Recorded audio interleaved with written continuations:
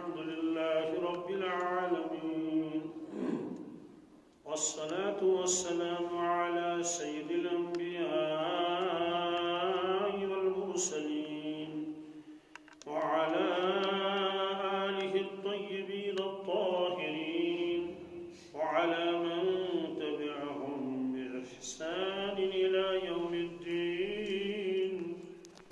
أما بعد، قال الله تبارك وتعالى في القرآن المجيد: فأعوذ بالله من الشيطان الرجيم، بسم الله الرحمن الرحيم.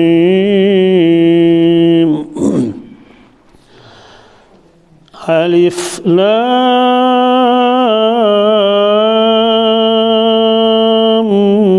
ميم، ذلك الكتاب لا ريب فيه هدى للمتقين الذين يؤمنون بالغيب ويقيمون الصلاة ومما رزقناهم ينفقون. وقال النبي صلى الله تعالى عليه وسلم: الدنيا خلقت لكم وأنتم خلقتم للآخرة، أو كما قال صلى الله تعالى عليه وسلم. صدق الله المولانا العظيم، وصدق رسوله النبي الأمي الكريم، ونحن على ذلك من الشاهدين والشاكرين، والحمد لله رب العالمين.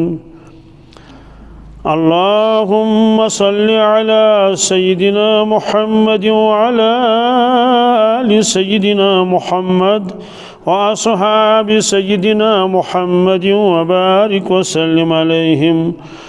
اللهم صل على سيدنا محمد وعلى آل سيدنا محمد وأصحاب سيدنا محمد وبارك وسلم عليهم.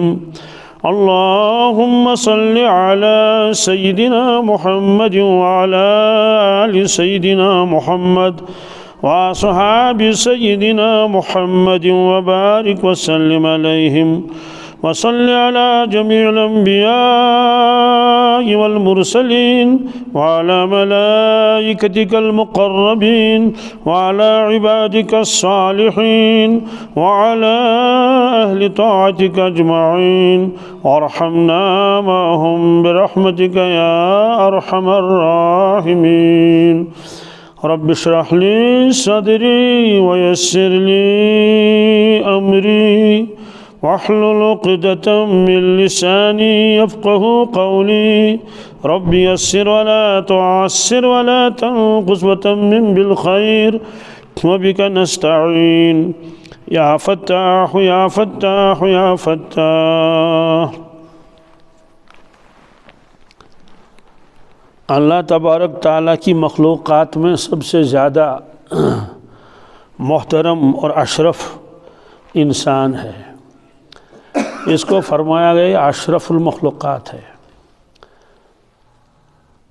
اللہ تبارک تعالیٰ نے قرآن پاک میں فرمایا: وَلَقَدْ كَرَّمْنَا بَنِي آدم، ہم نے محترم بنایا ہے اولاد آدم کو.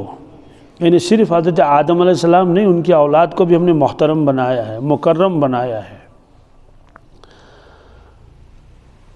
دنیا میں آ کر کچھ لوگوں نے اس بات کا خیال رکھا کہ ہم کہاں سے آئے ہیں، کیوں آئے ہیں، اور ہم کو جانا کہاں ہے. انہوں نے دنیا میں زندگی گزاری اپنے کو بندہ سمجھ کر. ان پر اللہ کی رحمتیں نازل ہوئی. کچھ لوگ اس چیز کو بھول گئے، انہوں نے اپنی مرضی کے مطابق زندگی گزاری. اور جب ان سے کہا گیا کہ اللہ کی بندگی کر لو، یہ دنیا عارضی ہے، زندگی بھی عارضی ہے، اصل زندگی جو نہ ختم ہونے والی ہے وہ مرنے کے بعد شروع ہوگی۔ اللہ تبارک تعالیٰ نے اس بات کو یاد دلانے کے لیے انبیاء علیہ الصلوۃ والسلام کو بھیجا۔ ایک بستی میں اللہ تعالیٰ نے ایک نبی علیہ الصلوۃ والسلام کو بھیجا، بہت محنت کی انہوں نے، قوم نے بالکل کچھ نہیں مانا۔ جب بہت زمانہ گزر گیا تو انہوں نے اللہ تبارک تعالیٰ سے شکایت کی اپنی قوم کی۔ کیا کہا؟ قال رب انصرنی بما کذبون، یا اللہ اب میری مدد فرما، لوگوں نے مجھ کو جھٹلایا۔ جب میں ان سے کہتا تھا کہ مرنے کے بعد دوبارہ زندہ ہونا ہے، یہ لوگ کہتے تھے آج تک کون زندہ ہوا، ہم زندہ ہو جائیں گے۔ جب میں ان سے کہتا تھا کہ مرنے کے بعد اللہ نے 2 گھر بنائے ہیں، ایک کا نام جہنم ہے، وہاں آگ ہے اور عذاب ہے، دوسرے گھر کا نام جنت ہے، وہاں عیش و آرام ہے، یہ لوگ جواب میں کہتے تھے کون دیکھ کے آیا، تو مجھے مذاق کرتے تھے، مذاق اڑاتے تھے۔ اور اللہ تبارک تعالیٰ نے بھی بندوں کی شکایت کی، عجیب انداز سے کہا یا حسرتن علی العباد، افسوس بندوں پر، افسوس بندوں پر، ما یأتیہم من رسول الا کانوا بہ یستہزئون، جب بھی ان کے پاس کوئی نبی آیا اور آخرت کی بات کہی، اللہ تبارک تعالیٰ کے وحدہ لا شریک ہونے کی بات کہی، تو انہوں نے اس کا مذاق اڑایا۔ تو خلاصہ یہ ہے کہ 2 طرح کے لوگ ہو گئے، ایک تو وہ جنہوں نے انبیاء علیہ الصلوۃ والسلام کو سچا جانا اور ان کی بات کو مانا، تو ان کو اللہ تعالیٰ نے نام رکھا یہ ہے مومن، ایمان والے۔ اور جن لوگوں نے ان کو جھٹلایا، مرنے کے بعد دوبارہ زندہ ہونے کو اور نہ ختم ہونے والی زندگی اس کا انکار کیا، اللہ تعالیٰ نے ان کا نام رکھ دیا منکر۔ تو جو اللہ تعالیٰ کے خاص بندے ہیں ان کی تعریفیں اللہ تعالیٰ نے قرآن پاک میں جگہ جگہ فرمائی۔ قرآن پاک کی جو آیتیں میں نے آپ کے سامنے تلاوت کی، ان آیتوں میں بھی اس کا تذکرہ ہے۔ پہلے تو اللہ تبارک تعالیٰ نے قرآن پاک کا جامع تعارف فرمایا، ذالک الکتاب لا ریب فیہ، یہ ایسی کتاب ہے اس میں کوئی شک شبہ نہیں ہے، یہ اللہ تعالیٰ ہی کی کتاب ہے، یہ تو طے ہو چکا ہے، قرآن پاک اللہ کا کلام ہے۔ پھر فرمایا ھدی للمتقین، یہ راستہ دکھاتا ہے یہ کلام اللہ سے ڈرنے والوں کو۔ ان کی صفتیں بیان ہو رہی ہیں، الذین یؤمنون بالغیب، سب سے پہلی صفت ان کی یہ ہے کہ وہ ان چیزوں پر یقین رکھتے ہیں جو چیزیں نظر نہیں آتی ہیں، غیب پر ایمان رکھتے ہیں، یہ سب سے پہلی صفت ہے، یہی سب سے بڑی صفت ہے، آخرت کا یقین دل میں آ جائے۔ جس شخص کے دل میں جتنا یقین ہو آخرت کا، اس کی زندگی پر اس کے اثرات پڑتے ہیں، اور جس شخص کے دل میں اس یقین میں جتنی کمی ہوگی اس کا اثر اس کی زندگی پر پڑے گا۔ حضرت سیدنا علی رضی اللہ تعالی عنہ سے ایک شخص نے پوچھا کہ حضرت مجھے یہ فرما دیجئے کہ اگر آپ اپنے آنکھوں سے جنت اور جہنم کو دیکھیں گے تو آپ کے ایمان میں کتنی مضبوطی ہوگی، کتنا اضافہ ہوگا؟ حضرت نے جواب دے دیا کہ رائی کے دانے کے برابر بھی میرے ایمان میں اضافہ نہیں ہوگا۔ رائی کا دانہ بہت چھوٹا ہوتا ہے، ذرہ کا اتنا بھی اضافہ نہیں ہوگا۔ کہا کیوں؟ کہا جب لوگ مر جائیں گے، مرتے وقت وہ ملک الموت کو دیکھیں گے، فرشتوں کو دیکھیں گے، پھر جب قبر میں پہنچیں گے وہاں منکر نکیر ان کے پاس آئیں گے، سوال و جواب کریں گے، پھر محشر میں اٹھیں گے وہ قیامت کے دن، پھر وہ جو محشر کی ہولناکی دیکھیں گے، اپنے آپ کو دیکھیں گے، سب زندہ ہو گئے اور ننگے ہیں، اور جو منازل ہیں وہ سب دیکھیں گے۔ تو لوگوں کو دیکھنے کے بعد جتنا یقین ہوگا آخرت کا، مجھے دنیا میں ہی ایسا یقین ہے۔ یہ حضرت علی نے فرمایا رضی اللہ تعالیٰ عنہ نے۔ کتابوں میں لکھا ہے کہ صحابہ کرام کا ایمان شہودی تھا۔ شہودی کیا چیز ہے؟ شہود کہتے ہیں کسی چیز کا مشاہدہ کرنا، کسی چیز کو اپنے آنکھوں سے دیکھنا۔ جب آدمی کسی چیز کو اپنے آنکھوں سے دیکھتا ہے تو اس کا یقین دل میں آتا ہے اور خود کہتا ہے میں نے اپنے آنکھوں سے دیکھا ہے۔ اگر دوسرے سے سنا ہے وہ کہتا ہے کہ میں نے خود تو نہیں دیکھا ہے لیکن میں نے سنا ہے۔ فارسی والے کہتے ہیں شنیدہ کئی شبد مانند دیدہ، جو شخص صرف کسی چیز کو سنے وہ مقابلہ کیسے کر سکتا ہے اس شخص کا جس نے اس چیز کو اپنے آنکھوں سے دیکھا ہو۔ ہمیں چاہے کتنا ہی یقین ہو، کتنی محبت ہو اللہ کے نبی صلی اللہ علیہ وسلم کے ساتھ، لیکن جو کیفیت صحابہ کرام کے دلوں میں تھی، 1000 برس بھی اگر ہم عبادت کریں گے تب بھی وہ کیفیت ہمارے دلوں میں پیدا نہیں ہو سکتی۔ تو شہودی ایمان ہو گیا تھا، یعنی انہوں نے جنت کو نہیں دیکھا تھا، جہنم کو نہیں دیکھا تھا، لیکن اتنا یقین ہو گیا تھا جیسے بالکل ان کے آنکھوں کے سامنے جنت بھی اور جہنم بھی ہے۔ اور صحابہ کرام فرماتے تھے ہمیں جنت اور جہنم دور نظر نہیں آتا کہ دور ہے، نہیں، اس دیوار کے پیچھے، یہ جو قبلے والی دیوار ہے اس کے پیچھے، یعنی اگر قبلے کے دیوار کے پیچھے کوئی چیز ہو یہ کتنی نزدیک ہے، نزدیک ہے۔ انہوں نے کہا جنت اور جہنم ہمیں ایسا ہی لگتا ہے جیسے بالکل دیوار ہٹ گئی اور سامنے دونوں چیزیں ہیں۔ اس کی وجہ لکھی ہے، سب سے پہلے وجہ لکھی ہے کہ اللہ کے نبی صلی اللہ علیہ وسلم کو دیکھنا، اللہ کے نبی صلی اللہ علیہ وسلم کو دیکھنا یہ ایک شہود ہے، یہ ایک مشاہدہ ہے۔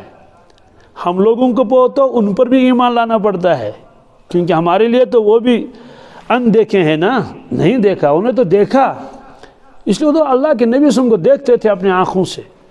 پھر اس کے بعد جو انہوں نے معجزات دیکھے اپنے آنکھوں سے، تو ان معجزات نے ان کے ایمان کو اور مضبوط کر دیا۔ معجزہ کسے کہتے ہیں؟ ایسا کام کہ ساری دنیا کے لوگ جمع ہو کر کرنا چاہیں تو نہیں کر سکیں گے، تو ایسا کام جب کوئی نبی انجام دیتا ہے تو اس کو معجزہ کہتے ہیں، اور اگر کوئی امتی ایسا کام کر کے دکھائے تو اس کو کرامت کہتے ہیں۔ تو معجزات کا تذکرہ بھی قرآن پاک میں، کرامت کا تذکرہ بھی قرآن پاک میں ہے۔ ایک مرتبہ مکہ شریف کے لوگوں نے اللہ کے نبی صلی اللہ علیہ وسلم سے عرض کیا کہ حضرت اگر آپ چاند کے 2 ٹکڑے کر دیں گے تو ہم آپ کو نبی مانیں گے، اور آپ کو بہت چاہت تھی کسی طرح سے یہ لوگ ایمان قبول کر لیں، کیونکہ یہ بڑے بڑے لوگ ہیں، سردار لوگ ہیں۔ جب بڑے لوگ ایمان لاتے ہیں تو چھوٹے لوگ تو خود بخود ہی ایمان لاتے ہیں۔ الناس علی دین ملوکہم، عربی کا ایک محاورہ ہے کہ لوگ تو اپنے بادشاہوں کے طریقے پر چلتے ہیں، بادشاہ کا جو بھی طریقہ ہو، اچھا ہو غلط ہو، تو لوگ اس کی نقل کرتے ہیں۔ تو جب قوم کے بڑے بڑے لوگ کسی چیز کو اختیار کریں گے تو چھوٹے لوگوں کو اس کا اختیار کرنا آسان ہوتا ہے۔ مشہور معجزہ ہے، آپ صلی اللہ علیہ وسلم جبل ابو قبیس پر تشریف لے گئے جو مکہ خانہ کعبہ کے بالکل ساتھ ہے، اور 14ویں رات کا چاند تھا، یہ نہیں کہ پہلی اور دوسری تاریخ تھی، 14ویں رات کا چاند، بادل کچھ بھی نہیں، چاند چمک رہا تھا بالکل ان کے سروں کے اوپر۔ اس وقت آپ نے اپنے دست مبارک سے اور انگشت مبارک سے چاند کی طرف اشارہ کیا اور چاند کے 2 ٹکڑے ہو گئے۔ یہ نہیں کہ درمیان میں صرف ایک بال اس کے اندر آ گیا، ایسا نہیں ہے، بلکہ ایک حصہ ایک طرف کو چلا گیا، دوسرا حصہ دوسرے طرف کو چلا گیا، اور یہ دونوں حصے آپس میں دور رہے اتنی دیر تک جتنی دیر عصر سے لے کر مغرب تک ہوتی ہے۔ اور آپ نے ایک ایک کو پکڑ کے فرمایا عشاء دیکھو چاند کے 2 ٹکڑے ہو گئے۔ اس معجزے کا تذکرہ قرآن پاک میں ہے، حدیث میں تو ہے ہی لیکن قرآن پاک میں ہے۔ اقتربت الساعۃ وانشق القمر، صحابہ کرام ایک سفر میں تھے، پانی سب ختم ہو گیا، کچھ بھی ساتھ نہیں، پیاس بھی لگ رہی ہے اور وضو کے لیے پانی نہیں ہے، تو اللہ کے نبی صلی اللہ علیہ وسلم سے پوچھا گیا حضرت پانی سب ختم ہو گیا، آپ نے فرمایا کسی کے پاس کچھ پانی ہے؟ حضرت کسی کے پاس کچھ نہیں۔ وہ لوگ جب سفر میں جاتے تھے تو پانی کے مشکیزیں ساتھ لیتے تھے، تو آپ نے فرمایا کہ ان مشکوں کو لاؤ، دیکھو تھوڑا تھوڑا پانی اس میں ہوگا۔ تو ایک برتن لایا گیا تو ان کو اونڈیلا گیا، اس میں تو کچھ تھا ہی نہیں، کسی میں 10 گرام، کسی میں 2 تولے، اس طرح، تو تھوڑا سا پانی جمع ہو گیا اس میں۔ قافلہ بہت بڑا ہے، بعض حضرات فرماتے ہیں 1400 آدمیوں کا قافلہ۔ آپ نے اس برتن میں اپنا دست مبارک ایسے ڈالا تو انگشتانی مبارک سے پانی نکلنے لگا، اور اتنی تیزی کے ساتھ کہ صحابہ کرام جلدی سے آئے اور انہوں نے اپنے برتنوں میں پانی بھر لیا، مشکیزوں میں پانی بھر لیا۔ یہ معجزہ انہوں نے اپنے آنکھوں سے دیکھا۔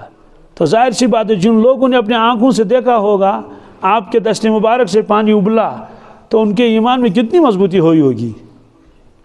اور کتابوں میں لکھا ہے یہ پانی زمزم کے پانی سے بھی افضل ہے، اس لیے کہ زمزم تو زمین سے نکلا ہے اور یہ پانی آپ کے دست مبارک سے نکلا ہے۔ حضرت پیرانی پیر شیخ عبد القادر جیلانی رحمۃ اللہ علیہ نے کبریت احمر میں اس معجزے کو بیان کیا، وَأَنبَعْتَ مِنْ أَصْحَابِ مَاءَ الزُّلَالِ، یا اللہ آپ نے رسول اللہ صلی اللہ علیہ وسلم کے انگشتانی مبارک سے صاف و شفاف پانی جاری فرمایا۔ ایک جنگ کے موقع پر ایک صحابی کو تیر لگا اور ان کے چشم مبارک زخمی ہو گئی بلکہ باہر نکل آئی۔ کتابوں میں لکھا ہوا حضرت قتادہ تھے رضی اللہ تعالیٰ عنہ، وہ اپنے ہاتھ پر اپنی آنکھ لے کر آئے تو جہاں ٹھہرے ہوئے تھے رسول اللہ صلی اللہ علیہ وسلم ان کے پاس گئے، کہا حضرت میری آنکھ نکل گئی۔ آپ نے فرمایا صبر کر لو، اللہ جنت دے گا۔ انہوں نے عرض کیا میں جوان ہوں، میری شادی بھی نہیں ہوئی ہے، بڑی پریشانی ہو جائے گی، ایک ہی آنکھ رہے گی۔ آپ نے فوراً اپنے دست مبارک سے وہ آنکھ اٹھا کے اس کے آنکھ کے کھول کے اندر پھر اس کو فٹ کر لیا، بس دست مبارک پھیرا اوپر سے اور اس کی آنکھ اسی وقت ٹھیک ہو گئی۔ فرمایا جاؤ لڑو۔ ایک صحابی آئے، انہوں نے کہا میری تلوار ٹوٹ گئی، میرے پاس کچھ بھی نہیں ہے۔ آپ نے فرمایا کھجور کی ٹہنی لاؤ، تو کھجور کی ٹہنی لائی گئی۔ آپ نے دست مبارک میں لے کے اس کا یہ پکڑ لو، جب اس نے ہاتھ میں لے لی تو وہ تلوار بن گئی۔ یہ حضرات دیکھ رہے تھے کہ اللہ کے نبی صلی اللہ علیہ وسلم کے یہ معجزات ہیں، کتنے معجزات انہوں نے دیکھے۔ ایک صحابی ہیں عبداللہ ابن عتیق رضی اللہ تعالیٰ عنہ، اس کا آپ نے ایک کام پر بھیجا کہ عبداللہ فلان جگہ جاؤ، ٹھیک حضرت۔ وہ جب دوسرے تیسرے دن واپس پہنچے تو وہ لنگڑاتے چل رہے تھے۔ آپ نے فرمایا کہ کیا بات ہے، آپ کی ٹانگ میں کیا ہو گیا؟ انہوں نے کہا حضرت رات کے اندھیرے میں گرا دیوار سے، جہاں میں جا رہا تھا نیچے گڑھا تھا تو اس میں میری ٹانگ پھنس گئی اور ہڈی ٹوٹ گئی۔ تو انہوں نے اپنا عمامہ اتارا اور اس کو باندھا تھا اپنی ٹانگ کے اوپر۔ آپ نے فرمایا کھولو عمامہ، تو انہوں نے کھول دیا، جو ٹانگ کے اوپر لپیٹا تھا تو اس کی ہڈی کے 2 ٹکڑے ہو گئے تھے ایسے۔ تو آپ نے اپنا دست مبارک اس پر ایسے پھیر لیا، اسی وقت اس کی ہڈی ٹھیک ہو گئی۔ تو ظاہر سی بات ہے جن لوگوں نے ایسے معجزات دیکھے اپنے آنکھوں سے، ان کا ایمان کتنا مضبوط ہوا ہوگا کہ یہ اللہ کا نبی ہے، یہ اللہ کا اور پھر جو اللہ کے نبی فرمائیں گے اس پر کتنا یقین آیا ہوگا۔ ایک سفر کے موقع پر تھے، میدان بہت وسیع تھا، آڑ کی کوئی جگہ نہیں تھی، چھپنے کی کوئی جگہ نہیں تھی جہاں آدمی جا کے اپنی ضرورت کو پوری کرے۔ ایک درخت کنارے اس کنارے پر تھا، دوسرا درخت اس کنارے پر تھا۔ تو آپ نے حضرت اسامہ کو بھیجا، فرمایا اسامہ اس درخت کے پاس جاؤ اور اس سے کہو کہ آپ کو محمد رسول اللہ صلی اللہ علیہ وسلم آپ کو بلا رہے ہیں۔ تو وہ گئے اور درخت سے کہا کہ اللہ کے نبی صلی اللہ علیہ وسلم آپ کو بلا رہے ہیں۔ روایتوں میں آتا ہے وہ درخت وہاں سے جھڑوں کے ساتھ نکل آیا، جھڑوں کے ساتھ، اور مٹی جھاڑتا ہوا آ گیا، حضور صلی اللہ علیہ وسلم کے قریب آ گیا۔ فرمایا وہ دوسرا درخت وہاں ہے، اس کو بھی بتا دو۔ تو حضرت اسامہ گئے اور درخت سے کہا کہ اللہ کے نبی صلی اللہ علیہ وسلم آپ کو بلا رہے ہیں۔ تو وہ بھی اپنے جھڑوں کے سمیت آ گیا، مٹی جھاڑتا ہوا اور چلتا ہوا آیا، دونوں درخت مل گئے۔ لیکن ابھی آڑ نہیں ہے، آڑ کی جگہ نہیں بنی، چھپنے کی جگہ نہیں بنی، پردے کی جگہ نہیں بنی۔ آپ نے فرمایا اسامہ یہ جو پتھر ہیں، بکھرے ہوئے پتھر ہیں، ان پتھروں سے کہہ دو کہ محمد رسول اللہ صلی اللہ علیہ وسلم فرماتے ہیں جمع ہو جاؤ۔ یہ نہیں کہ خود پتھر اٹھا کے لاؤ، فرمایا ان سے کہو۔ تو آنن فانن وہ پتھر جمع ہو گئے اور دیوار بن گئی۔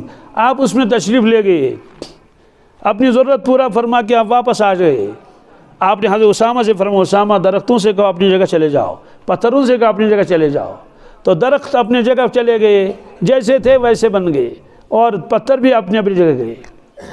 علماء کرام فرماتے ہیں آپ تو خود بھی درخت کو بلا سکتے تھے۔ جواب لکھا ہے کہ اس میں کیا راز ہے واللہ عالم۔ ہو سکتا ہے وہ درخت برداشت ہی نہیں کر پاتا کہ میرا نبی مجھے بلاتا ہے، تو اس کے ٹکڑے ٹکڑے ہو جاتے، پتہ نہیں پتھر پگھل جاتے۔ اس لیے آپ نے حضرت اسامہ سے فرمایا کہ تم جا کے کہہ دو۔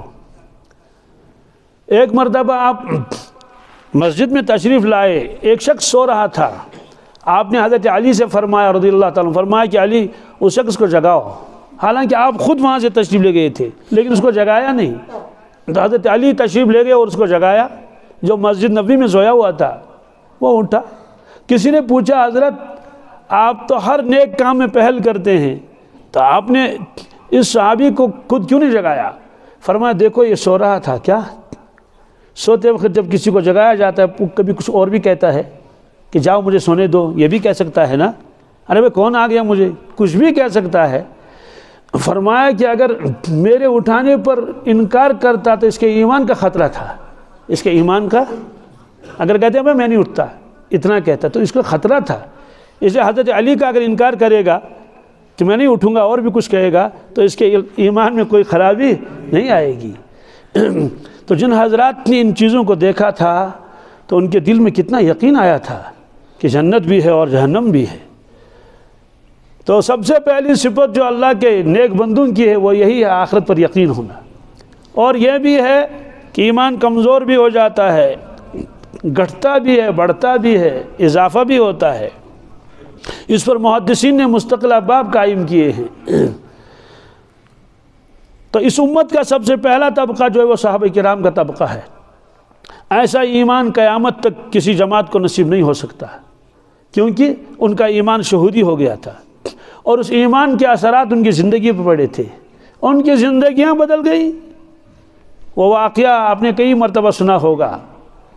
حضرت عدی فرماتے ہیں رضی اللہ تعالیٰ عنہ، میں اللہ کے نبی صلی اللہ علیہ وسلم کے دربار میں حاضر تھا، مجلس میں ایک بھوکا شخص آیا اور اس نے بھوک کی شکایت کی کہ الجوع الجوع، یعنی مطلب تو میں بھوکا ہوں، مجھے کچھ دے دیجئے کھانے کے لیے۔ وہ آ کے بیٹھا۔ دوسرا شخص آیا، اس نے شکایت کی کہ میں ایک مسافر ہوں، راستے میں مجھے جوانوں نے پکڑا، ڈاکوؤں نے، انہوں نے سارا مال میرا چھین لیا، میری اونٹنی بھی چھین لی اور میرا زاد راہ بھی چھین لیا۔ وہ بھی آ کے بیٹھ گیا۔ اللہ کے نبی صلی اللہ علیہ وسلم نے ان سے تو کچھ نہیں فرمایا، بعد میں ان کا انتظام کیا ہوگا جو بھی ہو۔ حضرت عدی سے فرمایا، عدی ان طال عمرک، اگر تمہاری عمر لمبی ہو گئی تم ایک خاتون کو دیکھو گے کہ وہ عراق سے آئے گی، مقام ہیرا سے، اکیلی ہوگی اور آئے گی زیارت کرنے کے لیے۔ تو حضرت فرماتے ہیں میرے دل میں اس وقت خیال آیا، حضرت عدی فرماتے ہیں کہ ہمارے قبیلے کے ڈاکو کہاں جائیں گے، وہ کیسے چھوڑیں گے اس کو، اکیلی عورت ہے، اس کا سارا سامان نہیں چھین کے لیں گے۔ بہرحال وقت گزر گیا، میں نے ایک خاتون کو دیکھا، اکیلی ہے اور آ رہی ہے سواری پر، مجھے بڑا ترس آیا، اس پر رحم آیا، ہائے ہائے افسوس، یہ بیچاری قافلے سے چھوٹ گئی ہے، اکیلی رہ گئی ہے، کیسے سفر کرے گی۔ میں اس کے پاس گیا، سلام کلام کے بعد میں نے اسے پوچھا کہ اماں کیا آپ قافلے سے چھوٹ گئی ہیں، قافلے سے پیچھے رہ گئی ہیں، تمہارا قافلہ کہاں گیا جس کے ساتھ آپ تھی؟ انہوں نے کہا بیٹے میرے کوئی قافلہ نہیں۔ کہا تمہارے ساتھ کون ہے؟ کہا میرے ساتھ وحدہ لا شریک ہے، اللہ ہے۔ تو نے کہا آپ آئے کہاں سے؟ کہا میں عراق سے آئی ہوں، مقام ہیرا سے۔ اور جانا کہاں ہے؟ کہا مجھے بیت اللہ جانا ہے۔ تو جب اس نے یہ ساری باتیں بتائی تو اس وقت مجھے وہ پیشن ہوئی یاد آئی کہ اللہ کے نبی صلی اللہ علیہ وسلم نے بہت وقت پہلے یہ فرمایا تھا کہ ایک خاتون سے تمہاری ملاقات ہوگی جو اکیلی ہوگی۔ ایک ہے شرعی مسئلہ، شرعی مسئلہ یہ ہے کہ بغیر محرم کے عورت سفر نہیں کر سکتی اتنا لمبا سفر۔ ایک کہ پیشن گوئی کہ ایسا ہوگا۔ اب سوال یہ ہے کہ اس عورت کو راستے میں کسی نے لوٹا کیوں نہیں؟ وہ لٹیرے اور ڈاکو کہاں گئے؟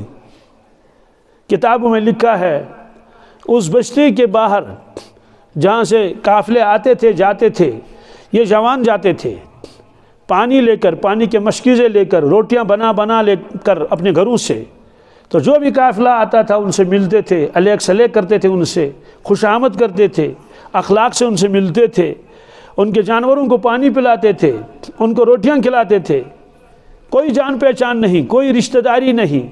وہ لوگ حیران ہو جاتے تھے یہ کون سی جماعت ہے، یہ کہاں کے رہنے والے ہیں؟ تو ان سے پوچھتے تھے جوانوں آپ کہاں کے رہنے والے ہو، آپ کون ہو؟ لگتا ہے تو بالکل فرشتے ہیں، شکل تو ان کی انسانوں کی ہے۔ تو وہ جواب میں کہتے تھے کہ ہم اسی بستی کے رہنے والے ہیں، جو بستی وہاں قریب تھی۔ لوگ پوچھتے تھے یہاں ڈاکو رہتے تھے، وہ کہاں گئے؟ یہ ڈاکوؤں کی بستی تھی، لٹیروں کی بستی تھی، وہ کہاں گئے؟ تو وہ جوان شرمندگی سے اپنے سر کو جھکاتے تھے، کہتے تھے کہ وہ لوگ ہم ہی ہیں، وہ لوگ جو ڈاکہ ڈالتے تھے۔ تو لوگ حیران ہو جاتے تھے کہ آپ کے اندر ایسی تبدیلی کیسے آ گئی، آپ اتنے کیسے بدل گئے؟ جو ڈاکہ ڈالتا تھا، جو لوٹ کرتا تھا اور دوسروں کو قتل کرتا تھا، بے گناہوں کو مارتا تھا، ان کا سامان چھینتا تھا، آپ کے اندر اتنی تبدیلی کیسے آ گئی؟ آپ اتنے بڑے سخی بن گئے۔ تو وہ جواب میں کہتے تھے ہم وہی تھے جو آپ کو معلوم ہے، اللہ نے ہمارے پر احسان کیا، اللہ تعالیٰ نے ہمارے اندر بھیجا حضرت محمد رسول اللہ صلی اللہ علیہ وسلم کو، انہوں نے ہمیں کلمہ پڑھایا، انہوں نے ہمیں بتایا کہ مخلوق اللہ کا عیال ہے، الخلق عیال اللہ فاحب الخلق الی اللہ من احسن الی عیالہ، اللہ تعالیٰ کا وہ انسان محبوب ہے جو اس کے مخلوق کے ساتھ اچھا سلوک کرے۔ انہوں نے ہم کو بتا دیا کہ ڈاکہ ڈالنا حرام ہے، چوری کرنا حرام ہے، لوگوں کو ستانا حرام ہے، اس سے اللہ ناراض ہو جائیں گے، اس کی سزا ملے گی۔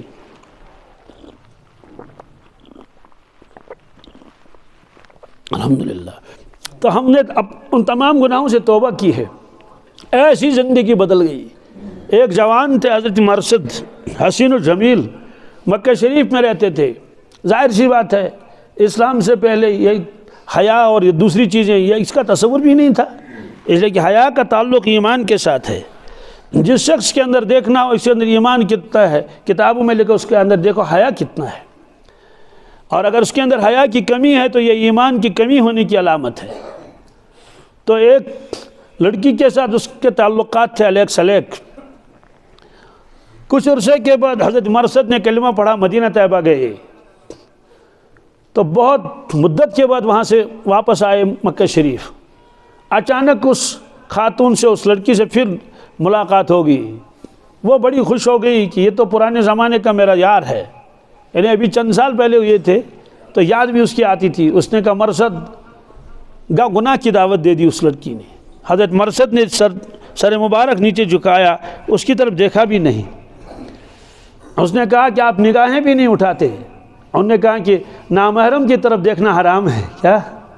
اس نے گناہ کی دعوت دی۔ اس نے کہا ان النبی صلی اللہ علیہ وسلم حرم الزنا، میرے نبی نے زنا کو حرام کیا ہے، حرام فرمایا کہ حرام ہے یہ۔ ایسی زندگیاں بدل گئی۔ دوستو زندگی بدلتی ہے یقین سے۔ اور دوسری چیز یہ زہد کے معنی بے رغبتی، دنیا سے بے رغبتی، یہ چیز اللہ سے مانگنے کی ہے۔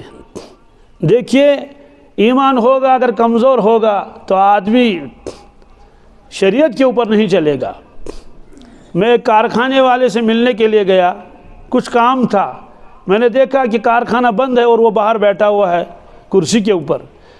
تو الیک سلیک کے بعد میں نے اس سے پوچھا کیا کارخانہ کیوں بند ہے، کیوں نہیں چلتا ہے؟ اس نے کہا بجلی نہیں ہے، پاور نہیں ہے۔ اس وقت اتفاقاً بجلی تھی، ایک چھوٹا سا بلب باہر جل رہا تھا۔ تو میں نے اس سے پوچھا کہ بجلی تو ہے؟ انہوں نے کہا ہے تو لیکن وولٹیج کم ہے۔ کیا ہے؟ وولٹیج کم ہے، اس وولٹیج پر کارخانہ نہیں چلتا۔ اب دیکھیے کارخانہ موجود ہے، اوزار لگے ہوئے ہیں اس میں، اور بجلی بھی ہے، یہ نہیں کہ بجلی غائب ہے، پاور ہے اور تارے مل رہا، کسی چیز کی کمی نہیں ہے، ساری چیز کارخانہ پھر بھی بیٹھا ہوا ہے۔ کیوں؟ کہتے وولٹیج نہیں ہے۔ وولٹیج مطلب پاور میں طاقت نہیں ہے۔ اب وہ اس انتظار میں ہے کہ وولٹیج اضافہ ہو جائے گا اور میرا کارخانہ چلے گا۔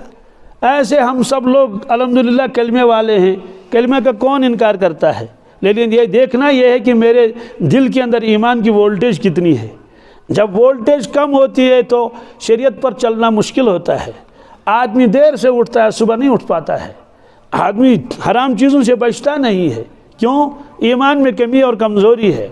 حرام چیزوں سے نہیں بچتا ہے، غلط کام سے نہیں بچتا ہے، حرام کمائی سے نہیں بچتا ہے، دوسروں کا حق کھانے سے نہیں بچتا ہے، اور بھگتنا پڑے گا انسان کو آخر میں۔ حضرت مجدد الفسانی رحمۃ اللہ تعالی نے فرمایا ہے، حضرت کا قول میں نقل کرتا ہوں، ایسا قول کون نقل کرے گا؟ آدمی تو گھبرائے گا۔ وہ فرماتے ہیں کہ او مسلمانوں، ایسے فرماتے ہیں او مسلمانوں، ایمان تو کہاں، کاش گمان ہی ہوتا آخرت کا۔ کیا گمان ہی ہوتا کہ ہاں آخرت ہے، یقین سے گمان کا، لیکن گمان بھی نہیں۔ پھر فرمایا کہ ایسا ایمان نجات کے لیے ناکافی ہے۔ حضرت فرماتے تھے لوگ تو جھوٹے پر بھی بھروسہ کرتے ہیں، جھوٹے پر کیسے بھروسہ؟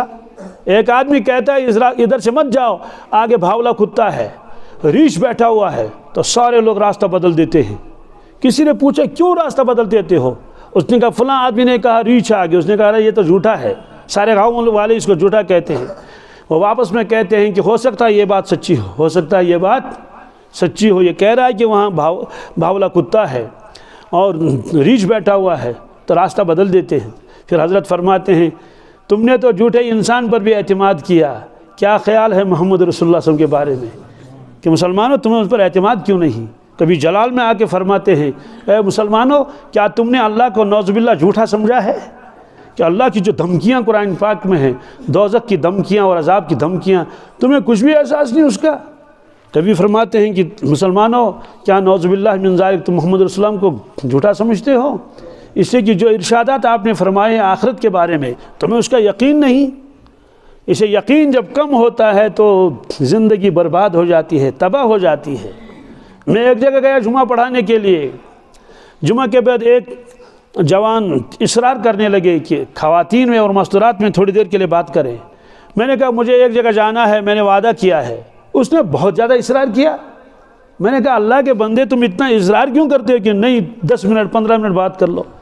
کہنے لگے ہے مفتی صاحب کیا ہوا نہیں میں موج کیا شم تم اکائی فکر چنی کر رہا ہوں۔ کیا کوئلہ بناتے ہیں نا آپ لوگ، ہم اس کو چنی کہتے ہیں، اکائی فکر چنی کر رہا صبح وتھان بس یہ وظیف ہے چنی ہر روز کرنے ہتا لال نے تر چنی ٹاٹ نے تر بس تو ییژا فکر چلائی کلانچ۔ تو وہ جوان کہنے لگا میری ماں کو قبر کی کوئی فکر نہیں، میری ماں کو محشر کی کوئی فکر نہیں، آخرت کی کوئی فکر نہیں ہے، صرف دنیا دنیا اور دنیا، ہر وقت دنیا کی فکر ہے۔ تو رت کالس فکر آسان مرژانگن کر دمو ژوٗر، مرژانگن چھُنہ ژوٗر دیُن تھل کر کرو۔ تو جب ہم دیکھتے ہیں ہماری ساری محنتیں دنیا کے لیے، کس کے لیے؟ ساری محنتیں، جوانی بھی اسی کے لیے، بڑھاپا بھی اسی کے لیے۔ یہ کیا چیز ہے؟ یہ وہی چیز ہے کہ آخرت کا یقین جیسا ہونا چاہیے ویسا ہمارے دلوں میں ایسا اس کا یقین نہیں ہے۔ 1-1.5 مہینہ ہو گیا، ایک جوان بے ہوش ہو گیا۔ کیسے ہو گیا یہ مجھے نہیں بتانا ہے، لیکن بہرحال ہو گیا بے ہوش۔ تو جب وہ بے ہوش ہو گیا اس نے خود کہا کہ رجال غیب میرے پاس آیا، یعنی کوئی فرشتہ آیا انسانی شکل میں، فرشتے شکل بدلتے ہیں۔ تو اس نے کان میں اس کے ایک آیت پڑھ لی، قالت الاعراب آمنا قل لم تؤمنوا ولكن قولوا اسلمنا ولما يدخل الايمان في قلوبكم۔ یہ قرآن پاک کی آیت ہے۔ اس کا شان نزول کیا ہے؟ ایک مرتبہ ایک قافلہ آیا مدینہ طیبہ، اللہ کے نبی صلی اللہ علیہ وسلم کی خدمت میں، دیہات کے رہنے والے کہنے لگے آمنا آمنا، ہم ایمان والے ہیں، ہم ایمان والے ہیں، ہم نے ایمان قبول کیا ہے۔ ٹھیک ہے، یہ تو دل کی کیفیت ہے، ایمان تو دل میں ہوتا ہے، پیشانی پر تھوڑی لکھا رہتا ہے کہ اس کے اندر کتنا ایمان ہے۔ انہوں نے کہا آمنا، تو وہی نازل ہوئی، قالت الاعراب آمنا، یہ عرابی کہتے ہیں آمنا، قل لم تؤمنوا، یا رسول اللہ صلی اللہ علیہ وسلم آپ ہماری طرف سے ان کو فرما دیجئے لم تؤمنوا، تم ایمان والے نہیں ہو، بے ایمان ہو، ولیکن قولوا اسلمنا، البتہ یہ کہو کہ ہم نے کلمہ پڑھا ہے۔ کیا ہم نے؟ یعنی ہم نے تو اسلام کو مانا، اسلام سچا مذہب ہے، لیکن ایمان مت کہو۔ کیوں؟ ولما يدخل الایمان فی قلوبکم، اللہ تعالیٰ نے فرمایا ایمان تمہارے دلوں کے اندر اترا ہی نہیں ہے۔ تو یہ اس جوان کے کان میں پڑھا۔ بھلا اس کے کیا مطلب ہے؟ واللہ عالم، میں نے اسے کیا سمجھا، صحیح بھی ہو سکتا ہے غلط بھی ہو سکتا ہے، میں اسے یہ سمجھا گویا کہ وہ رجال غیب نے اسے کہا او جوان خالی تم نے کلمہ پڑھا ہے، خالی تم نے کلمہ یو چت پڑھو مگر اندر چھوئی نے کہیں۔ تو جب آدمی کے ایمان کے اندر کمی ہوتی ہے، شک شبہ میں پڑ جاتا ہے، تو اس کے اثرات اس کی زندگی پر پڑ جاتے ہیں، لالچ اتنی بڑھ جاتی ہے اور سخاوت ختم ہو جاتی ہے۔ 2 بھائیوں میں جھگڑا ہوا، ساری پراپرٹی تقسیم کر لی تھی، جھگڑا ہوا راکھ کے ڈھیر پر۔ کس پر؟ راکھ کے ڈھیر تو آپ سمجھتے ہوں گے نا، سربون یا تھوانن چھنا سربون تھا وہ نیبر کہیں، تو راکھ کا ڈھیر، تو اس کی قیمت ہی کتنی تھی؟ ایک مرتبہ ایک بھائی کی گھائی جو دوسرے بھائی کی پھلواڑی میں گئی اور کچھ ساگ وہاں سے کھا لیا، 50 روپے کا، 20 روپے کا، اور کتنا، اس پر اتنا جھگڑا ہوا کہ بال بچے لے کر وہاں پہنچے تھانے میں، بوڑھی ماں کو بھی لے گئے اور کس کو لے گئے۔ ہے افسوس کی بات، 50 روپے کا مسئلہ تھا اور جان بوجھ کر کیا بھی نہیں۔ اگر اپنی گائے کھا لیتے تو کہاں جاتا ہے؟ تو اپنے بھائی کی گائے ہے۔ اس طرح سے جب آخرت کے اوپر یقین نہیں ہوتا ہے، آخرت کے منزل عجیب و غریب ہے۔ ایک مرتبہ تشریف لائے حضرت رسول اللہ صلی اللہ علیہ وسلم اپنے دولت خانے پر، وہاں دیکھا کہ حجر مبارک میں حضرت عائشہ صدیقہ رضی اللہ تعالیٰ عنہ رو رہی ہیں۔ فرمایا یا عائشہ ما یبکی، فرمایا عائشہ کیوں رو رہی ہو؟ انہوں نے کہا ذکرت النار، کیا اے اللہ کے نبی صلی اللہ علیہ وسلم مجھے دوزخ کی آگ یاد آ گئی، اس لیے میں رو رہی ہوں۔ یہ وہ خاتون ہے، جبریل امین علیہ السلام بھی ان کی خدمت میں سلام پیش کرتے تھے، روایتوں میں آتا ہے۔ یہ وہ خاتون ہے جس کے بارے میں اللہ کے نبی صلی اللہ علیہ وسلم فرمایا اے صحابہ، دین کا آدھا علم تنہا حضرت عائشہ صدیقہ رضی اللہ تعالیٰ سے سیکھو، باقی آدھا علم صحابہ سے سیکھو۔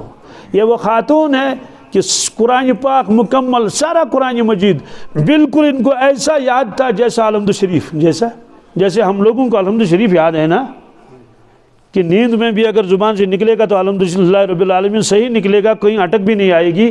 اس طرح سے سارا قرآن پاک ان کا یاد تھا۔ تو اتنی فضیلتیں ان کی ہیں، لیکن عرض کیا ذکرت النار، مجھے دوزخ کی آگ یاد آ گئی۔ پھر اس کے بعد عرض کیا یا رسول اللہ صلی اللہ علیہ وسلم، عالم آخرت میں محشر کے میدان میں کیا آپ اپنے اہل عیال کو یاد فرمائیں گے؟ آپ خاموش رہے۔ اس کے جواب نہ ہاں فرمایا نہ البتہ فرمایا کہ 3 موقع ایسے ہیں جن موقعوں پر کوئی کسی کو یاد نہیں کرے گا، صرف نفسی کا، نفسی میں میری جان۔ ایک موقع وہ ہوگا جب لوگوں سے کہا جائے گا کہ پولیس سرات کے اوپر آ جاؤ اور پولیس سرات پار کر لو۔ پولیس سرات کا تذکرہ قرآن پاک میں ہے۔ پل تو آپ جانتے ہی ہیں، یا تو نیچے دریا ہوگا یا تو نیچے بڑی کھائی ہوگی۔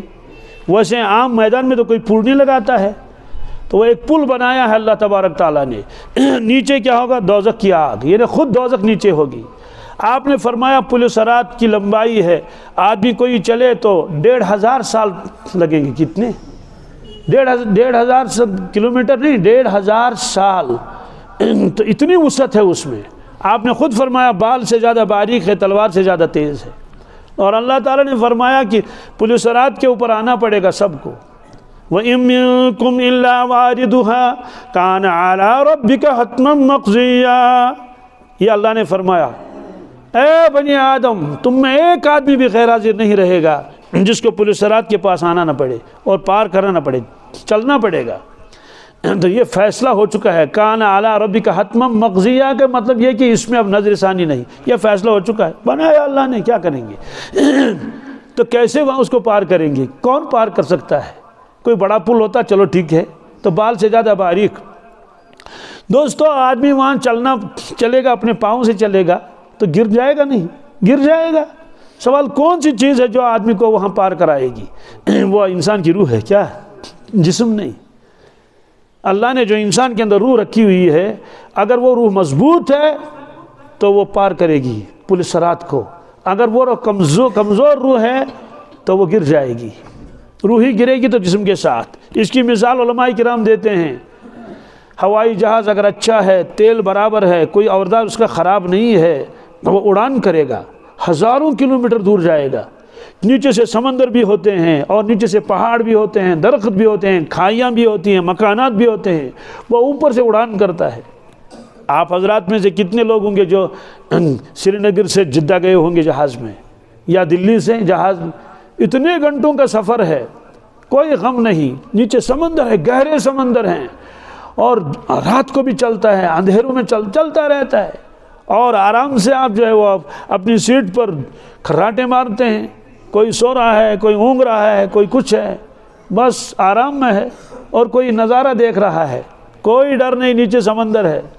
اس طرح سے اگر روح کمزور ہوگی، اگر پیٹرول نہیں ہوگا اس میں جہاز میں، وہ اڑان کرے گا، چند کلومیٹر کے بعد وہ گر جائے گا، تو ظاہر سی بات جب جہاز گر جائے گا تو بچ جائے گا؟ سب سے پہلے جہاز میں ہی آگ لگے گی، اور جتنے افراد اس میں ہوں گے ایک بھی نہیں بچے گا، سب ختم ہو جائیں گے۔ تو روح جس کی مضبوط ہوگی، جب روح اڑان کرے گی تو وہ اپنے جسم کو لے کر جائے گی۔ آپ نے فرمایا مثل برق، کیا کچھ حضرات کی روح اتنی مضبوط ہوگی جیسے بجلی ادھر چمکی اور ادھر کہاں پہنچی، ایسے وہ پار کر لے گی اس کو۔ روح مضبوط کیسے ہو جاتا ہے؟ ایمان اور اعمال صالحات سے۔ جتنے آدمی ایمان صالح کرے گا اس کی روح میں اتنی مضبوطی آئے گی، اور جتنا اعمال میں پیچھے رہے گا تو روح کمزور ہو جائے گی۔ کتابوں میں لکھا ہے کہ بعض لوگوں کے جسد میں اور جسم میں روح رہتی ہے خوشی سے، بعض لوگوں کے جسموں میں روح رہتی ہے بیزار ہو کر۔ اس کی مثال بھی ہے، حاجی لوگ جب حج کو جاتے ہیں ان کو ہوٹل دیا جاتا ہے، ہوٹل میں پہنچ گئے، نیچے وہ ریسیپشن سینٹر ہے، اور اس میں جو ہے وہ حاجیوں کے نام لکھے رہتے ہیں اور سٹوری اور روم نمبر وغیرہ، آپ کا یہ کمرہ ہے اور یہ سٹوری ہے، منزل نمبر 6 کمرہ نمبر 605۔ اب وہ گیا کمرے میں دیکھنے کے لیے، سارے حاجی گئے اور لفٹ میں وہ اپنا سامان بھر کے وہاں پہنچ گئے 6ٹھی منزل پر۔ تو جب دروازے کے پاس پہنچ گئے تو وہاں ایک سلپ لگی رہتی ہے، اس میں بھی نام لکھے رہتے ہیں۔ آپ دروازہ کھولا، اندر داخل ہوئے، سب سے پہلے حاجی کمرے کو دیکھتا کمرہ کیسا ہے۔ اگر کمرہ خراب قسم کا ہے، بہت تنگ ہے، جہاں 3 بیڈ رکھنے تھے انہوں نے 5 بھر دیے ہیں زور زبردستی کر کے، ایسا بھی ہوتا ہے، اور کھڑکی نہیں ہے، چھوٹا سا ایک روشن دان ہے، اور کچھ ہوا بھی نہیں ہے، ایسا لگتا ہے بند ہوا ہے، باتھ روم کو دیکھا تو وہ بھی چھوٹا سا ہے، تو بس حاجی ناراض ہو جاتے ہیں، جھگڑا بھی شروع ہو جاتا ہے، عمرہ بھول جاتے ہیں، ارے کیا کریں گے، پیسے ضائع ہو گیا، دیکھو یہ کوئی رہنے کی جگہ ہے، تو زور زبردستی کر کے وہ لڑائی بھی کرتے ہیں اور جھگڑے بھی کرتے ہیں اور درخواستیں پیش کرتے ہیں، اور اگر سول اس کے ساتھ ٹور والے کے ساتھ ہوں تو ٹور والے کو کہتے ہیں کہ ہم تو فوراً یہاں سے سامان نکالیں گے، ہم دوسروں کو دوسری جگہ منتقل کرو، ہم نے کیا پیسے نہیں دے، اس کیا کاترشا جسمت، جھگڑے بھی ہوتے ہیں۔ تو دوسرے آدمی کو جو کمرہ ملا، دوسری پارٹی کو، انہوں نے دیکھا کمرہ بڑا کشادہ ہے، ہوٹل بہت بہترین ہے، بیڈ بہت عمدہ ہیں، اچھے ہیں، سب چیزیں ہیں، اور باتھ روم دیکھا بڑا کشادہ باتھ روم ہے، اور لائٹ بھی ہے اور اے سی بھی ہے، سب، تو وہ خوشی سے وہاں رہتے ہیں۔ اگر ان کو کہا جائے گا کہ تم کمرہ بدل دو، کہ کیوں بدلیں گے، ہمارا کمرہ اچھا ہے، ارے واہ ہے، پونسی کچھ وائٹ پونسی کچھ آنا زہا ہے، ٹھیک ہے آرام کرو، تو وہ خوشی سے وہاں رہتے ہیں۔ اب دیکھو یہ بھی حاجی ہیں وہ بھی حاجی ہیں، وہ بھی کمرہ یہ بھی کمرہ، لیکن وہاں وہ رہتے ہیں بالکل جیسے گویا کہ قیدی ہیں، بہت نالان رہتے ہیں۔ بالکل ایسا ہی ہماری روح جو ہمارے بدن میں ہے، ہمیں ہمیشہ یہ سوچنا چاہیے کہ میری روح جو میرے بدن میں ہے وہ کیسی ہے، مجھ سے وہ ناراض ہے، نالان ہے یا خوش ہے۔ روح کو جب غذا ملتی ہے تو روح خوش رہتی ہے، روح کو جب غذا نہیں ملتی ہے، اس کی غذا نماز ہے، تلاوت ہے، ذکر و اذکار ہے، اگر وہ چیز مل گئی تو روح برزاء و رغبت جسد میں رہتی ہے۔ اس لیے جسم کے اوپر لازم ہے کہ وہ روح کا ساتھ دے دے۔ جو آدمی روح کا ساتھ نہیں دیتا وہ ظالم ہے، وہ اپنے اوپر بھی ظلم کرتا ہے، روح پر بھی ظلم کر لیتا ہے۔ اس لیے کہ روح کے ہمارے پر احسانات ہیں۔ آدمی کے بدن میں جب تک روح ہے تب تک وہ انسان ہے، روح نکل گئی وہ تو لاش ہے، وہ تو مردہ ہے۔ تو روح کی وجہ سے ہماری آنکھیں دیکھتی ہیں، روح کی وجہ سے ہماری زبان بولتی ہے، روح کی وجہ سے ہمارے کان سنتے ہیں اور ہمارے ہاتھ پیر کام کرتے ہیں۔ جب روح نکل گئی تو نہ بادشاہ بادشاہ رہا، نہ وزیر وزیر رہا، نہ مولوی مولوی رہا، نہ ایچوڑی ایچوڑی رہا، کچھ بھی نہیں۔ اب جلدی جلدی دفن کر لو۔ مکہ شریف میں چند سال پہلے تقریباً 3000 حاجی ایک ساتھ وفات پا گئے، وہ بھگدڑ مچی اس میں۔ ہم لوگ گئے پھر دیکھنے کے لیے اپنے حاجیوں کو ڈھونڈنے کے لیے، انہوں نے کہا ٹھیک ہے لاش گھر میں جاؤ۔ لاش گھر میں گئے، وہاں پہنچے، 1100 لاشیں وہاں تھی، حالانکہ وہ ایسے نہیں تھی، وہ فریزر میں تھی، باقاعدہ انتظام تھا، اے سی لگا ہوا تھا، لیکن چونکہ 1100 تھے اور گرمی کا زمانہ تھا، ہم صحن میں پہنچے۔ میں قسم کھا کر کہتا ہوں کہ جتنے بھی ہم افراد تھے ایک نے بھی ہمت نہیں کی اندر جانے کی۔ کیوں؟ اتنی بدبو آ رہی تھی، اتنی بدبو، حالانکہ ماسک ہم نے پہنا تھا وہاں، تو وہاں سے سب واپس آ گئے، کہتے اب تو اپنی جان کا خطرہ ہے۔ دیکھیے اگر ان کے اندر روح ہوتی تو کیا ایسی بدبو آ جاتی؟ تو روح چلی جاتی ہے، ہمارا جسم بھی کسی کام کا نہیں۔ تو جس روح کے ہمارے پر اتنے احسانات ہوں، جس روح کی وجہ سے آدمی آدمی ہے، انسان انسان ہے، اور باپاری اور کیا کیا ہے، تو اس روح کے ہمارے پر اتنے احسانات ہوتے ہیں۔ جب روح چلی جاتی ہے انسان کی ملکیت ختم ہو جاتی ہے۔ حضرت مفتی تقی صاحب نے ایک واقعہ لکھا ہے کہ میرے والد صاحب کا انتقال ہوا تو حضرت ڈاکٹر عبدالحی صاحب عارفی رحمۃ اللہ ان کے پیر تھے مفتی تقی صاحب کے، وہ آئے اس کی تعزیت کے لیے۔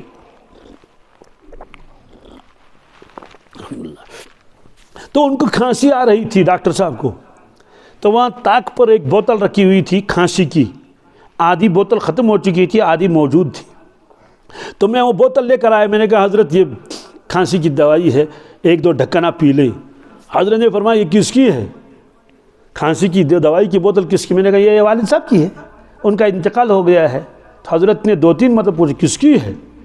میں حیران ہو گیا، حضرت کیوں پوچھ رہے ہیں بار بار کس کی ہے؟ میں تو کہہ رہا ہوں یہ تو والد صاحب کی ہے۔ میری سمجھ میں جلدی نہیں آیا۔ حضرت نے فرمایا بوتل کو ہاتھ میں لے کر کہا تو یہ تو وراثت ہے۔ کیا ہے؟ ابھی وراثت تقسیم نہیں ہوئی، ابھی وراثت۔ تو میں نے فوراً عرض کی حضرت مجھے معاف کر دے مجھے۔ اب اندازہ لگائیے آدمی کی جو چیز اپنی تھی وہ بھی اس کی اپنی نہیں رہتی۔ وہ واقعہ میں نے سنایا تھا حضرت قاضی ثناء اللہ پانی پتی رحمۃ اللہ کا، وہ بیٹھے ہوئے تھے اپنے استاد کے پاس، شاہ عبدالعزیز صاحب رحمۃ اللہ کے پاس۔ تو ایک خاتون آئی مسئلہ پوچھنے کے لیے، انہوں نے کہا حضرت میرا شوہر تیز مزاج ہے، کالو خشک۔ کیا؟ میرے خاندار کالو خشک۔ اس نے قسم کھائی تھی کہ اگر تو اپنے باپ کے گھر گئی تو تجھے 3 طلاق ہے۔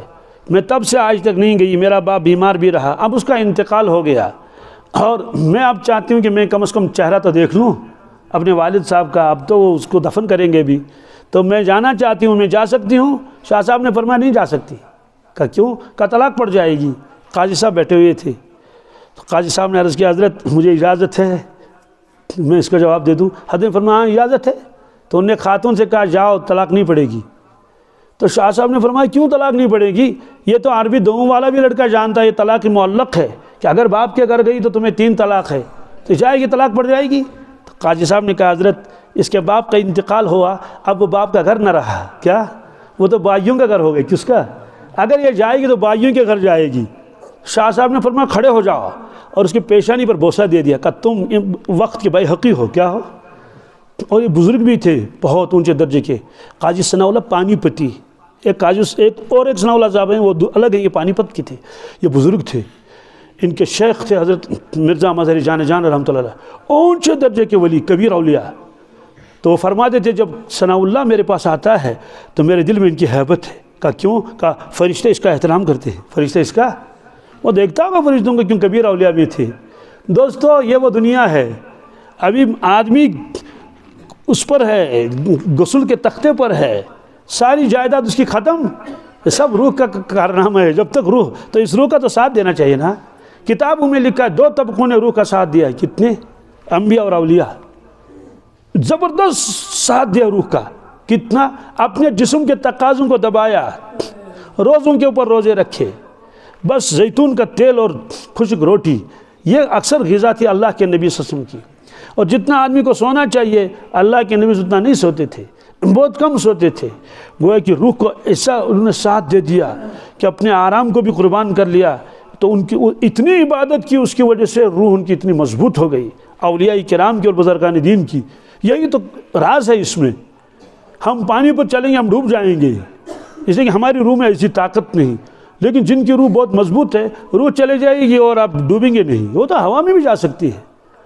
تو جب جہاز مضبوط ہوگا نا تو 500 سواریوں کو بھی لے جائے گا نا، تو جو روح مضبوط ہوگی ایک جسد کو نہیں لے جائے گی۔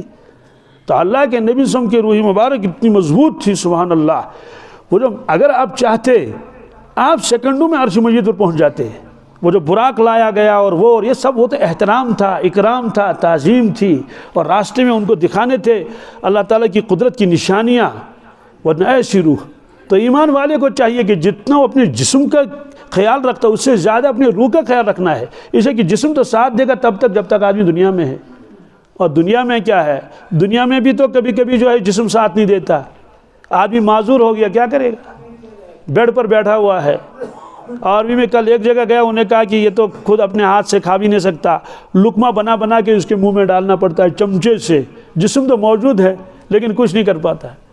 تو دوستو اس لیے فرمایا کہ جب اعلان ہوگا کہ چلو لوگو پولیس سرحد کو پار کرنا ہے، تو اس وقت جو گھبراہٹ ہوگی، اپنی جان کے علاوہ کوئی کسی کو یاد نہیں ہوگا۔ تو بس وہی تو ہے جہنم میں گرنے کا موقع، کہ کروڑوں لوگ گر جائیں گے، بادشاہ گریں گے، وزیر گریں گے، اپنے آپ کو عقل مند کہہ نہیں، سب گر جائیں گے، بس ایک طبقہ ادھر جائے گا، ایمان والا، اعمال والا، اور جس کے اندر جتنی قوت ہوگی. یہ اللہ کے نبی سے نے فرمایا بہت سارے مسلمان بھی ہوں گے لیکن زخمی ہوں گے. کیا ہوں گے؟ کیونکہ وہ چلیں گے گریں گے، چلیں گے گریں گے، چلیں گے گریں گے. بہت سارے لوگ تو گر جائیں گے. مسلمانوں کے بارے میں آپ نے فرمایا وہ یہ ہوگا کہ روح میں قوت نہیں ہے. اس لیے بہت کوشش کرنی چاہیے حرام لقمہ پیٹ میں نہ جائے. اور حدیث پاک میں جب مرنے کا وقت ہوتا ہے تو اس وقت آدمی اپنی روح کو دیکھتا ہے تو روح خود کہتی ہے اس آدمی سے، کہتے ہیں لعنت پہ ہی نہیں. کیا اسی انسان کو اسی جس جسد میں تھے لعنت پہ ہی نہیں. پنن پان تہ برباد بیت کرتس برباد. صرف پنن پان سجاون، صرف شمپو اور شیشہ دیکھتا تھا، 10 مرتبہ دن میں آئینہ دیکھتا تھا اور ہر وقت کنگنی اور وقت یہ. لیکن میرا کوئی خیال ہی نہیں تھا. 8 بجے نیند سے اٹھتا تھا. نہ نماز ہے، نہ زکوٰۃ ہے، نہ تلاوت ہے، نہ ذکر اذکار ہے. دوستو یہ زندگی ہے بہت قیمتی. اس زندگی کی قدر کرنے کی ضرورت ہے. حضرت سلطان باہو رحمۃ اللہ جا رہے تھے، چلتے چلتے راستے سے واپس آ گئے ایک جگہ اور چند قدم چلنے کے پھر واپس لوٹے. تو شاگردوں نے کہا، مرید نے کہا حضرت کیا بات ہے، آپ ادھر سے واپس چند قدم آئے پھر چلے؟ کوئی کام ہی نہیں تھا، کوئی چیز گر بھی نہیں گئی تھی. کوئی چیز گر جاتی ہے نا تو آدمی واپس آتا ہے، کچھ بھی نہیں. حضرت نے فرمایا کہ یہ چند قدم میری تھوڑا ذکر میں چھوٹ گیا ان چند قدموں میں، اور کہیں خیال میں تھے، اس لیے واپس آئے کہ یہ چند قدم جو میں نے لکھی سفر کے، میں نے ارادہ کیا تھا اس پورے سفر میں کبھی غافل نہ ہو جاؤں، ہر وقت اللہ کی یاد میں رہوں. کتنا آسان ہے، آپ گاڑی چلا رہے ہیں، آپ ذکر کرتے رہیں. چند دن پہلے میرے خاتون کا فون میرے پاس آیا. خاتون انہوں نے کہا میں صبح 500 قل واللہ احد پڑھتی ہوں، شام کو 500 سورہ اخلاص. انہوں نے فضیلت سنی ہے تو 500 صبح 1000 مرتبہ دن میں قل واللہ احد. ابھی سعودیہ میں ایک مقام اس کا نام سیل سے میرے فون آیا تھا 2 دن پہلے یا تیسرا دن ہے آج شاید.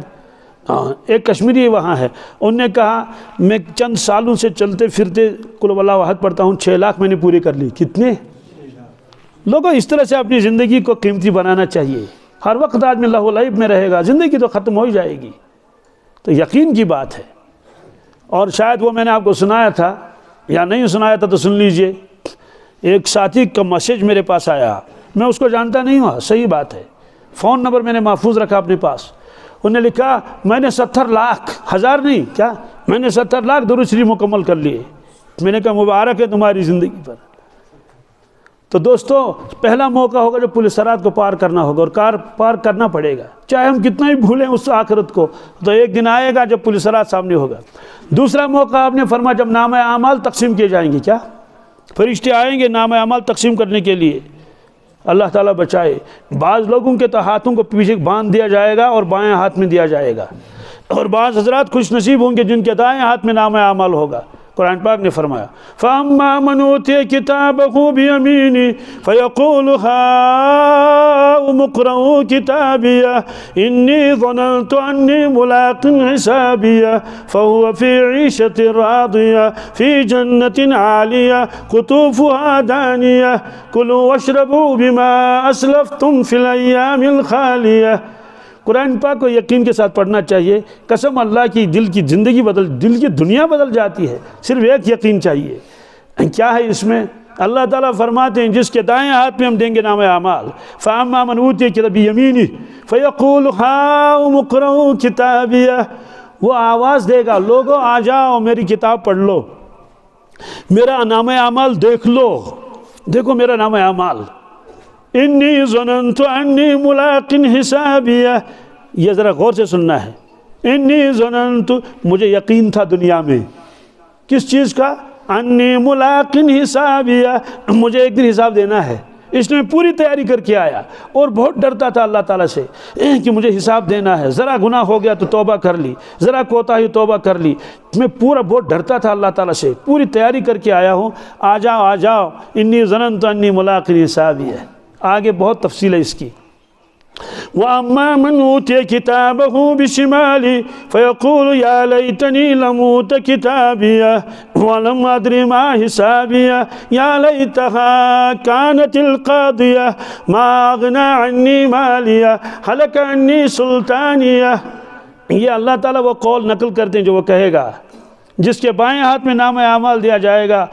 یا لیتنی لم اوت کتابیہ، ہاتھ مارے گا اپنی پیشانی پر، ہائے افسوس مجھے یہ کتاب کیوں دے دی گئی، مجھے یہ دکھایا کیوں، تو اسی ساری زندگی اس میں ہے نا. یا لیتنی لم اوت ولم ادر ما حسابیہ، افسوس مجھ سے حساب کیوں لیا گیا، مجھے ساری زندگی دیکھنی پڑی. یا لیتہا کانت القاضیہ، کاش جو موت آئی تھی میں مرنے کے بعد پھر زندہ نہ ہوتا، میں مٹ جاتا، ختم ہو جاتا. اب یہ دو لفظ کہے گا، ما اغنی عنی مالیہ، جس مال پر مجھے غرور تھا اور بہت ہی کبر تھا اور میں مال والا ہوں، وہ مجھے ذرا بھی کام نہیں آیا. ما اغنی عنی مالیہ ہلک عنی سلطانیہ، میں سلطان تھا، کیا عام آدمی نہیں، مزدور نہیں، کوئی ملازم نہیں، سلطان تھا.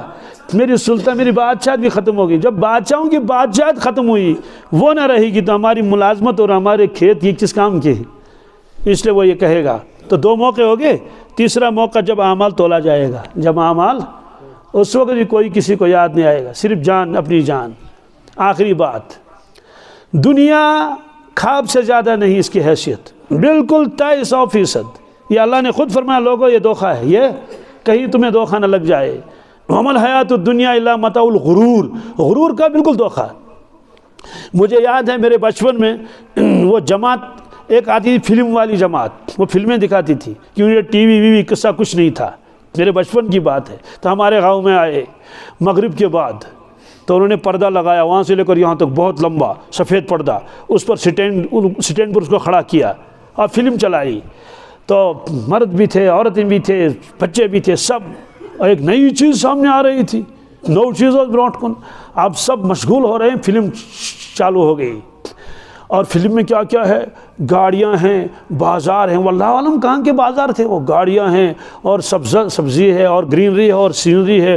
اور کبھی کبھی وہ پہاڑ دکھاتے تھے، ندی اور نالے اور چشمے اور سمندر اور انسان اور کون اور جانور اور شہر، اور یہ ساری چیزیں تھیں. اور یہ رونق ایسا، اللہ اکبر. سب مشغول ہو گئے، بھول گئے. غریب غریبی کو بھول گیا، امیر امیری کو بھول گیا، سب مشغول ہو گئے اس میں، اپنا وجود بھی بھول گئے، اسی میں لگ گئے. کیونکہ جب آدمی فلم دیکھتا ہے نا، اس کو ساری دنیا بھول جاتا ہے، اسی میں لگ گیا، مشماو ہو گیا. چلو ٹھیک ہے، اب چل رہا ہے ایسی چلت پھرت، ایسی رونق. درمیان میں بجلی چلی گئی. کیا آپ کا دھیان میری طرف ہے نا؟ پاور ہی نہیں ہو کیا، بس مغلوب کو صحیح. تو سیکنڈوں میں وہ سارا ختم ہو گیا. نہ وہ گاڑیاں رہی، نہ وہ مکانات رہے، نہ وہ لوگ رہے، کچھ بھی نہیں رہا. اندھیرا تھا. کیا دائیں بھی اندھیرا، بائیں بھی اندھیرا. دوستو یہ ہے دنیا. کیا ہے جی؟ آدمی جب مر جاتا ہے وہ اندھیرے ملک میں پہنچ جاتا ہے. نہ یہ ملک رہتا ہے، نہ وہ ملک رہتا ہے، نہ بلڈنگیں رہتی ہیں، نہ انسان رہتے ہیں، سب ختم. تو 3 موقع پر کوئی کسی کو یاد نہیں آئے گا. دوستو ایک مختصر سی زندگی اللہ نے دی ہے. آدمی چلا جاتا ہے، واپس کبھی نہیں آئے گا. اس لیے ضرور اپنے اندر تبدیلی لانی چاہیے. اور کتابوں میں لکھا ہے کہ آدمی کو غور کرنا چاہیے کہ میرے اندر تبدیلی آئی یا نہیں. یوت بہ 20 وُہُر برونٹ اوسُس تیُتھُے چھُسا آز کِنہٕ بدلیومُت چھُس، یوت بہ 30 وُہُر برونٹ اوسُس تیُتھُے چھُسا آز کِنہٕ بدلیومُت چھُس. دپان ہے سُہ چھُ آسان لۄکچارس منٛز تہِ سُہ، جوانی منٛز تہِ سُے، اور جب بوڑھا ہوتا تب بھی شیر ہی ہوتا ہے نا، اس میں کوئی تبدیلی. تو گیدڑ ہی رہتا ہے، بھالو ہی رہتا ہے، گائے ہی رہتی ہے، بیل ہی رہتا ہے. تو جو آدمی 20 سال جیسے تھا ویسے آج بھی ہے، 30 سال جیسا تھا ویسے آج بھی ہے. کوئی تبدیلی اس کے اندر نہیں آئی، دینی اعتبار سے، اخلاقی اعتبار سے، دل کی نرمی کے اعتبار، اعمال کے اعتبار سے. تو کہتے ہیں اجتماع میں ہمیں کٹاگری ہوں، اسے ضرور دیکھنا ہے. بہرحال حدیث میں نے پڑھ لی، کبھی آئے گی زندگی کر لیں گے تشریح. الدنیا خلقت لکم، کیا دنیا تمہارے لیے ہے. وانتم خلقتم للآخرہ، لوگوں تم آخرت کے لیے ہے. یہ اللہ کے نبی صلی اللہ علیہ وسلم نے آپ کو فرمایا. معلوم ہے کہ ہم دنیا کی ساری چیزیں، اتنی چیزیں انسان استعمال کرتا ہے، کائنات میں کوئی اتنی استعمال. یہ لمبا موضوع میں چھوڑ دیتا ہوں. اور ہم کس کے لیے ہیں؟ اللہ کے لیے. اسے نمازوں کی پابندی کرے، تلاوت کرے، ذکر و اذکار کرے، آخرت کا وقت ذہنوں میں رکھے، اور دنیا کا کام بھی کر لے ضرورت سمجھ کر، اور دین کا کام کر لے مقصدی زندگی سمجھ کر. اللہ تبارک تعالیٰ کہنے سننے سے زیادہ ہم کو عمل کرنے کی توفیق عطا فرمائے. دعا فرمائے اللہ تعالیٰ ہمارے حال پر رحم فرمائے. اللہم لک الحمد کل